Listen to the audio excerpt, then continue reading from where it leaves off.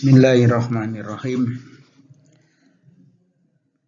Pada kesempatan kali ini akan kita bahas tentang bagaimana menyelesaikan penjumlahan vektor secara analisis.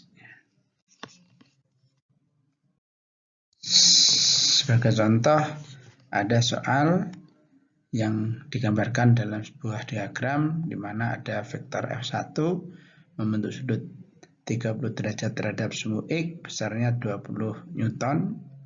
Vektor F2 besarnya 10 Newton membentuk sudut 30 derajat terhadap sumbu Y positif. Dan vektor F3 besarnya 16 Newton membentuk sudut 30 derajat terhadap sumbu Y negatif. Ditanya tentukan besar dan arah resultan atau jumlah ketiga vektor tersebut. Kita lakukan adalah menguraikan setiap gaya yang dijumlahkan menjadi dua komponen, yaitu komponen vektor ke arah sumbu X dan vektor komponen ke arah sumbu Y.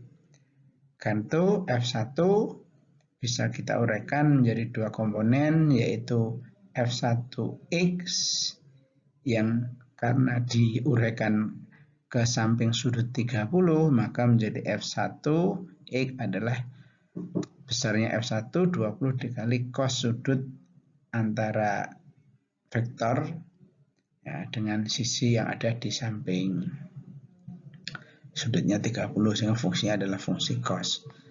Sedangkan Fy-nya karena letaknya ada di depan sudut maka dikalikan dengan fungsi sin. F1y ada di depan sudut 30. Demikian pula dengan vektor F2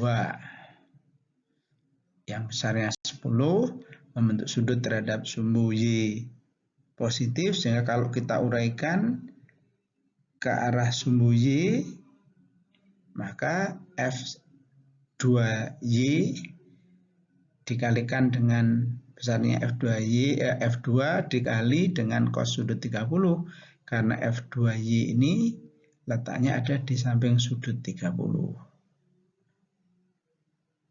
Sedangkan F2X adalah F2 yang dikali dengan sin 30 derajat.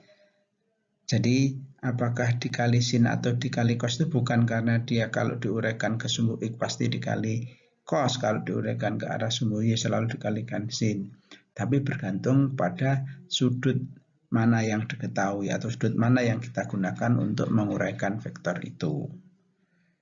Karenanya untuk F3 yang sudutnya terhadap sumbu Y negatif 30 derajat, kalau kita uraikan ke arah sumbu X, nah, maka F3X itu letaknya ada di depan sudut, sehingga F3X adalah F3 dikali dengan sin 30. Sedangkan F3Y karena ada di samping sudut, maka F3Y adalah F3 itu 16 dikali cos. Ya, diuraikan ke samping berarti dikali dengan cosnya. Untuk kemudian dilakukan penjumlahan vektor komponen pada masing-masing arah. Vektor komponen pada sumbu X dijumlahkan namanya resultan vektor arah sumbu X ya, Rx, dengan menjumlahkan berdasarkan arahnya. Kalau ke kanan plus kita beri tanda plus atau bernilai plus, maka yang ke kiri harus min karena berlawanan arah. Demikian pula untuk vektor yang arahnya nanti ke arah sumbu Y. Ya. Karena itu untuk Rx dari arahnya F1X ke kanan, F2X ke kiri min, F3X ke kiri min. Sehingga totalnya akan diperoleh Rx sebesar 4,32. Sedangkan untuk vektor komponen dalam arah sumbu Y, arahnya R1Y ke atas plus, R2Y ke atas plus, dan R3Y ke bawah min. Sehingga kalau ditotal diperoleh RY akan sebesar 4,8. Dari Rx dan Ry inilah kemudian dicari besar vektor resultannya menggunakan dalil Pythagoras. Rx kuadrat dan Ry kuadrat di akar. Maka dengan memasukkan harganya Rx dan Ry diperoleh besarnya R sebesar 6,46 Newton. Lalu kemana arahnya? Untuk menentukan arah vektor hasilnya, maka perlu kita gambarkan arah Rx-nya tadi yang karena bernilai plus 4,32 berarti ke kanan. Sedangkan Ry-nya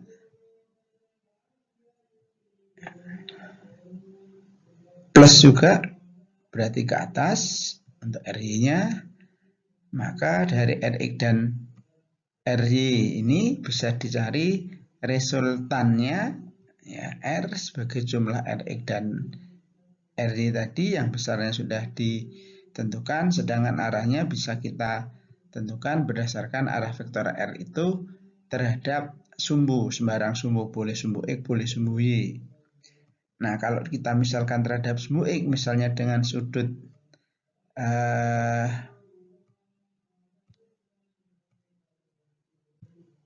theta, yaitu sudut antara R dengan sumbu X adalah theta, maka kita bisa gunakan fungsi trigonometri yang sesuai.